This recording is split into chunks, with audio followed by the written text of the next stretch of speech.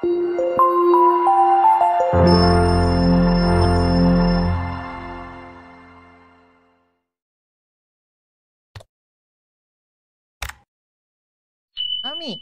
ilmu bagaimana otak memerintahkan seorang wanita itu bisa haid dengan siklus normal. Otak, hipotalamus. Sama-sama kita resapi tafakur. Allah, ada hipotalamus dalam otakku. Hipotalamus itulah yang mengeluarkan gonadotropic releasing hormone di otak yang menyuruh otak di bagian tengahnya follicle stimulating hormone. Hormon yang menstimulasi follicle yang sudah Allah titipkan sebanyak 2 juta butir tadi. Ayo follicle stimulating hormone dari otak, tolong dihantarkan lewat pembuluh darah. Sampailah ke ovarium. Dia bangunin tuh sel-sel telur yang kecil-kecil. Ayo bangun. Kamu kan udah 2 juta orang ya, 2 juta butir nih. Ayo mulailah menjadi follicle matang ya, yang disebut follicle the graft. Kurang lebih hari pertama FSH dari otak keluar, terus keluar sampai ada batasnya kurang lebih siklus hari ke-14. Sel telurnya matang punya feedback mechanism, punya mekanisme umpan balik ke otak. Hai otak, tolong gantian dong. Folikel saya sudah makin membesar, kurang lebih kalau di USG dokter kandungan hari ke-14 itu sekitar 20 mm atau 2 cm. Kemudian dari ovarium kasih komunikasi ke otak lagi. Otak gantian dong, kasih luteinizing hormon supaya bisa dipecahkan sel folikel, keluarlah sel telur.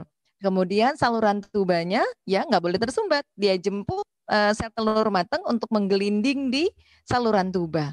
Nanti menunggu pujaan hati sperma sang suami yang menembus kemaluan luar ya, vagina kurang lebih 10 cm, rahim 7 cm, saluran tuba 15 cm. Masya Allah perjuangan sperma itu. Seperti kalau dianalogikan dalam suatu riset ilmiah, seorang pria yang menjemput istrinya kurang lebih 40 km berjalan kaki. Jadi dibutuhkan sperma yang tangguh. Jadi seorang anak yang terlahir ke muka bumi pasti manusia sempurna. Karena Allah berfirman dalam Quran surat At-Tin ayat 4. Fi ahsani taqwim. Sesungguhnya manusia sebaik-baiknya bentuk. Terus kalau ada yang keguguran, ini kita berkutat. Kembali kepada akidah. Saya seorang dokter yang tidak pernah mau ngasih penguat kalau sudah orang terancam keguguran.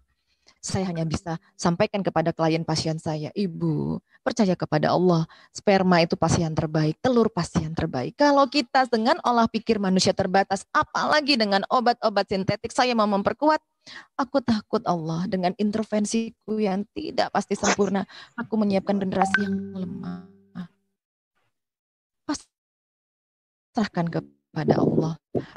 Karena nanti kalau dia terus melekat, banyak mudaratnya.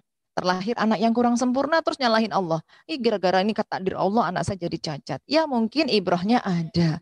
Tapi kita bisa ambil hikmah dari perihal tadi sudah kayak katakan sperma terbaik masuk ke dalam saluran telur, saluran tuba ya bertemu dengan sel sperma, kemudian mereka terjadilah pembuahan. Nah, kalau begitu bagaimana pengetahuan kita sebagai seorang wanita kapan ya? Kadang-kadang siklus kita nggak tepat 28 hari dok gitu ya. Jadi di sini ada ilmunya. Kalau kita itu haid hari pertama, patokannya adalah hari haid pertama, bukan hari haid terakhir haid gitu ya. Hari pertama keluar dari haid, tes kemana? Tes keluar.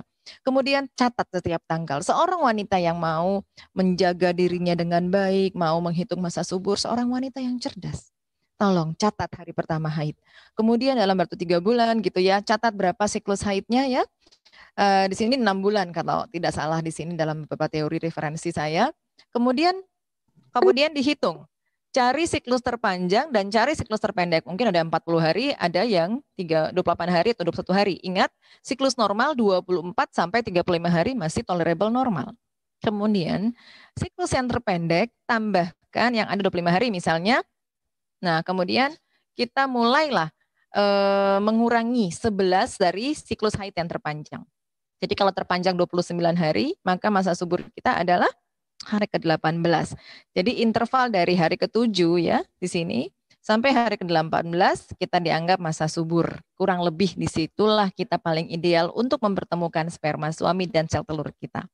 Jadi jangan bingung lagi. Bingung masa suburnya dok, hitung saja seperti apa yang saya sampaikan ini.